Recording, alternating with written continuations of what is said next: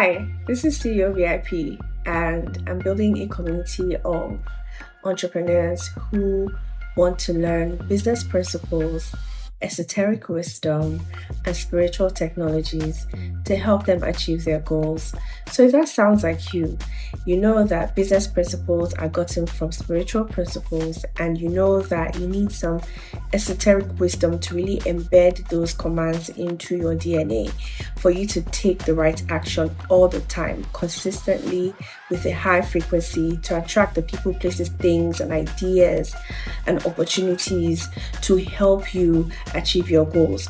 You are in the right place. The videos here are very simple. I break down concepts and principles, interventions and techniques very simply using my experience working with clients and working with other business owners, and just the experience of building this community, being a knowledge seeker, and just always wanting to look at life through the lens of abundance and through the lens of discipline.